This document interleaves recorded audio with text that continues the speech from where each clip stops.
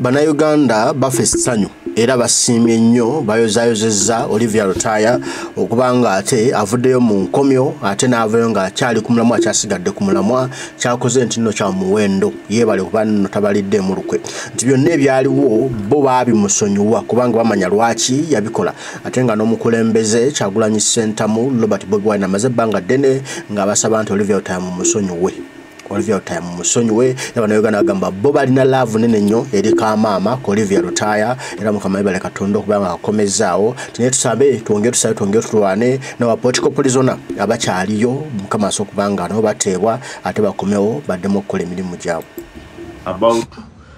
ensonga y'okuta omukyalo oyo Olivia Lutaya njagala mbabuulire mu bulamu bw'obanga omuntu yenna wamukyawa mwagalizenga ebintu ebyo either komera oba entaana ne Mukama Katonda oyo w'amaanyi ali waggulu talya nguzi kyovola baffe abamu tugamba nti obusibe buggwa oluvannyuma lw'ebbanga Olivia Lutaya kati naye mute naye abantu nga ba Nelson Mandela Madiba owe South Africa abantu nga ba Olivia Lutaya nze kati ngenda kumuteeka mu kaliba yaba Nelson Mandela olw'ebbanga by'obusibe bwakoze mwenjagala mbabuulira abatulaba wano n'abatuwuliriza abasinga temumanyi kiki kitegeeza naye gwe okulungula omwaka ng'okyali mu kkomera oba ng'oli mu kkomera muganda wange nkubuulira kyova olaba abasinga bavaayo nga bali mentally disturbed abalala bw'aba abadde politician nga kayingo oba nga w'amaanyi avaayo nga n'ebyobufuzi takyayagala kubiwulira. Ne Mukama Katonda ono w'amaanyi essanyu lyennina ku mutima gwange olunaku lwa leero Katonda ono yabukeeseza bulungi ekire ky'enkuba kikedde ne kitukuba ku makya ga leero nga kiringa ekiranga essanyu era nze nafunye instincts nti tulabika tuyinza okufuna essanyu oba nnyinza okufuna ku ssanyu olunaku lwa leero kyaddaaki wabaddewo amawulire genseesa okufuna ne gampa essanyu saawa zibadde awo ku makya saawa zibadde nga 4 nefuna essanyu ne ngamba baba luno olunaku lwa leero lwandiba era abangoberera oba balina WhatsApp namba yange bwe munaacekinga ku WhatsApp yange nataddeko finally God is good kubanga nafunye instincts nga mpulira muli waliwo ekintu ekiteekeddwa okuba ekyaffe ekikomyewo waliwo okubbibwa okumu okwenjawulo okutuddiziddwa wallahi mbadde ndi awo omwana nangamba nsubuga nkuwa amawulire ag'essanyu era naye yali musibe twali naye yampadde amawulire ago nangamba Olivia kaddaaki bambi agenda kukola ki agenda kuteebwa neyanza nengera ku Fred Lumbuye Kajubi webale nnyo nkulamusizaako kansuubire nti oli mulungi webale nnyo emirimu gy'okakkalabya n'ettafaali ly'otadde ku nkyukakyuka ly'eggwanga lya Uganda wabula essaawa zino mbasaba ekigambo kimu Olivia Lutaya wadde ateereddwa banaye mbasaba temumunenya eri abantu ba politician nga bo bakayingo ba opposition ab'enjawulo nga bali bagenda kutuula wansi bagambe n'oyo yatuvuddemu banaye omuntu bwasibwa by the way si Olivia Lutaya yekka nze nange bwe nasibwa I was tortured in prison in the prison ate nga n'ebweru ndi tortured ne bannange baatuka ekiseera ne banvaamu abamu nga balowooza nze abasibizza abamu nga balowooza oba nkolera na Museveni nze yakoze omupango okusibya bannange naye nga si bwe kyali era ebiseera ebisinga njagala mbabuulire ekkomera lito kyalinga omuntu ayinza n'okutuuka ekiseera n'ava ku mulamwa oba n'agwa eddalu mu mazima n'obwenkanya naye ekituufu omuntu wayo aba yeetaaga just kukubako kafuufu adde engulu so omukyalo oyo olwa byonna ebyaliwo ne byonna ebizze bibaawo mbasaba temumujajinga Olivia Lutaya temumutikka omugugu gw'omusango nti oba yavuddeyo nakkiriza n'ebisigadde byonna byonna tubadde tuwulira ne tubadde tulaba emabegakaawo wabula tukiteeke ku mitima gyaffe twebaze Mukama Katonda nti obulamu bw'omu ku bannaffe azzeemu n'abumuddiza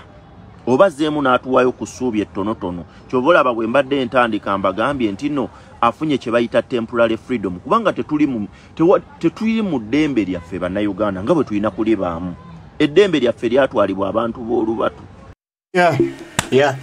Jeno nzikiriza nsubuga nzikiriza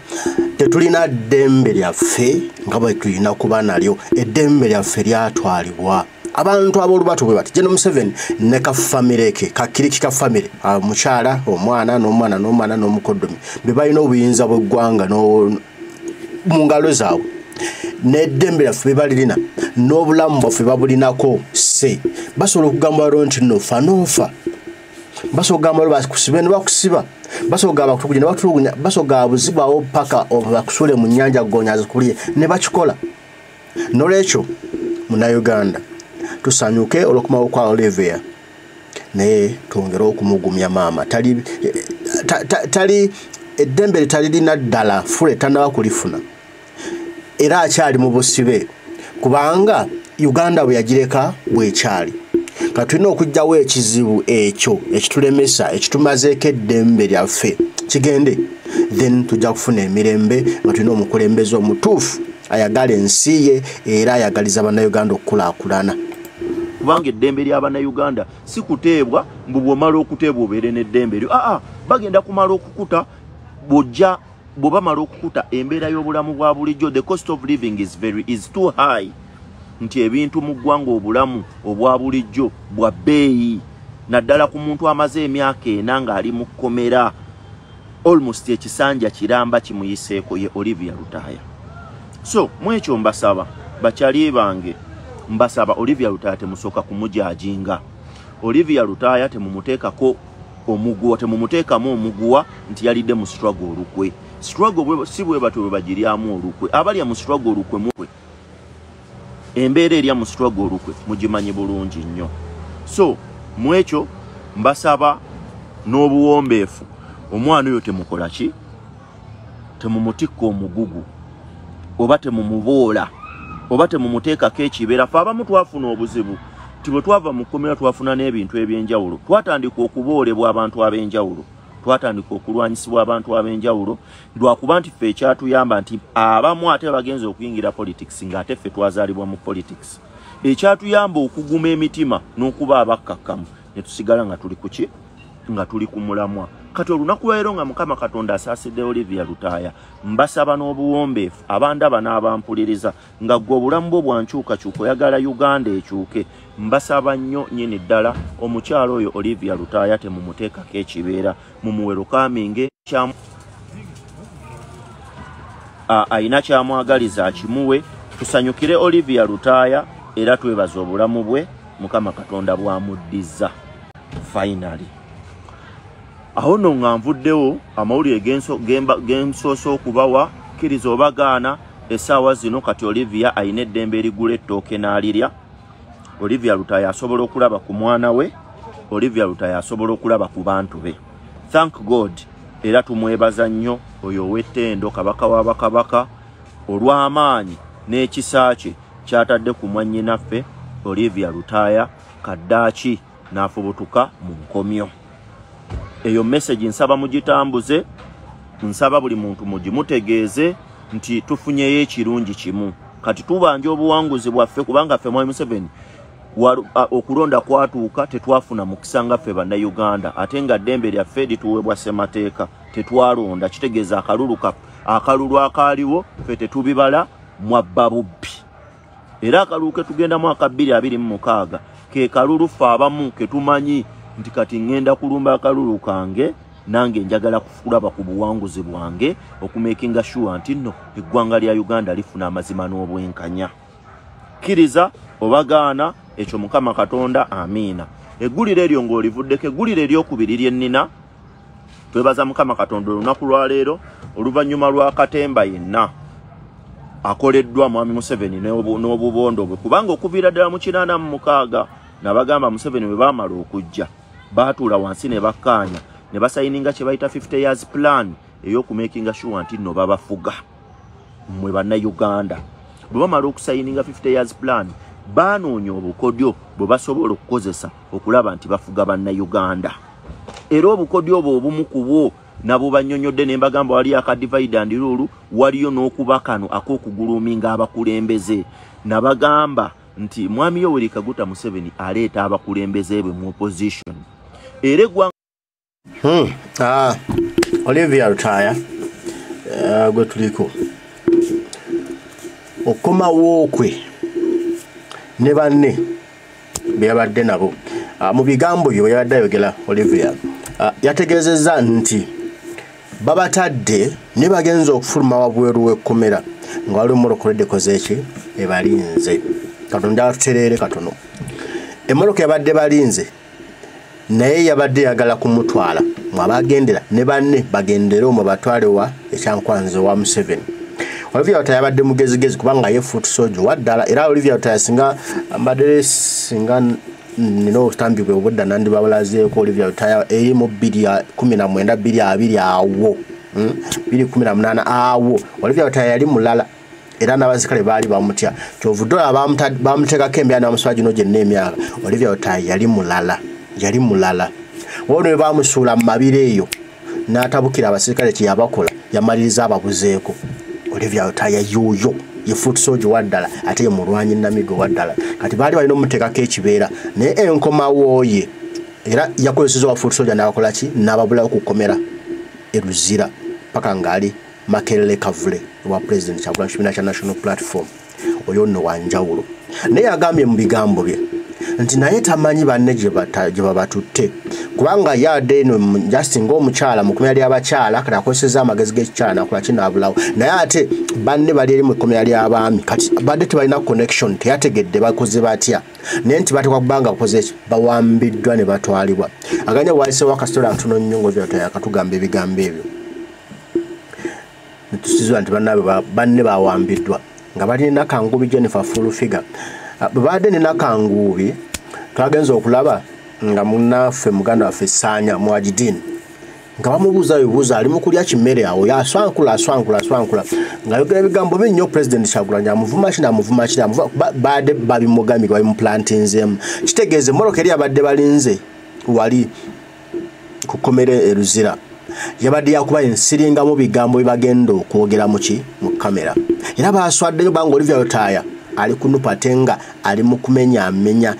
obuswavu bwabwe engeri gye bayingirangamu mu kkomera n'abaperereza n'abasuubiza ennyumba n'abasuubiza emmotoka n'abasuubiza ssente n'abasuubiza emirimu naganze nali sibyagala wabula nga njagala kimu kufuluma era nafulumye naye bannange bo balaka bagenze ne ssente n'emirimu gye babagamba bagenze n'emmotoka n'amayumba bye babagamba n'okubatwala ekyankwanze wa Museveni ayongera okubooza obwongo basiri wali bafuke baweewe naye simanyi kinaddirira tulinde tulabe Olivia Wataya byagamba ebigambo bye akanyabo Sanya bamubuuzizza nti Olivia Wataya ali ku kitebe kya Nuupu bannange avudde ku ndagaano kitegeeza waliwo endagaano Sanya yabadde mu hype evuma Kyagulanyi nosobola Sanya ng'ateredde mu ango ng'ategedde bane ndabika nkoze ensobi singa nange mbuze n'eŋŋenda eri natale kugira ebitagatta Sanya waffe ne banne be yabadde nabo abatamanyikiddwa nnyo naye Sanya gwe tumanyi ne Olivia n'abalala bakyaliyo bamacete kati kyayongedde okulabisa gavumenti ya Museveni kuba Sanya byabadde ayogera ebikyamu ebiri mu makomera ebirina okukyuka aganyabo nga ne bwe yali agenda bye yali ayogera kati abadde avuma Kyagulanyi kati ng'alusala akuba Museveni indirectly nti wadde mututadde naye kiri mu makomera kiri bwe kiti ate kiri wabwe kiri bwe kiti tetulina mirimu ensi yonna mu ebyaffe mwabibba Sanya yali yagula n'akapolitike zino proti ennyumba ez'abantu ezasendebwa wano mu Lubigi Sanya yagabye naye alinawo akapolitike nawo kasendebwa kati bw'obanga ovadde oli mu kkomera myaka ena ng'abadde akusibye ate ye yasenda poloti yo aba mulungi aba mubi Sanya ajja kudda mu sensezza empola Olivia Wataya yagambye mubaleke bajja kwetereeza ne president Kyagulanyi mubaleke bajja kwetereeza kasita Olivia waali yagambye obulamu bwe tamanyi tebuli safe netajja gamba nti nno ajja kuba safe nti ajja kwekuma oba mumukume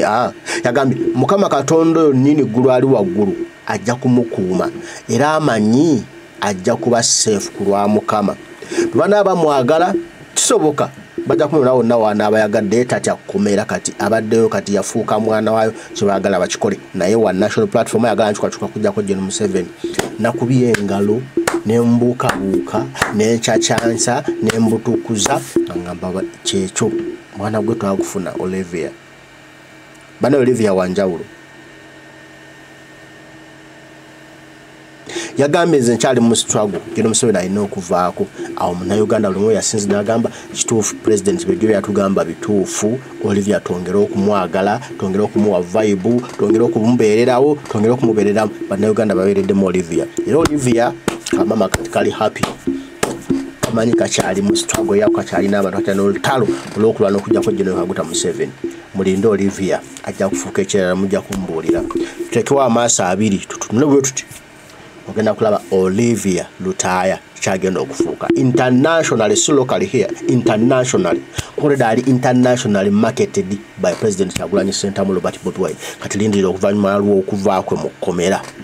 Olivia utamuteeka amaaso ogenda kumanya people power kyeki ne kulikayo kamama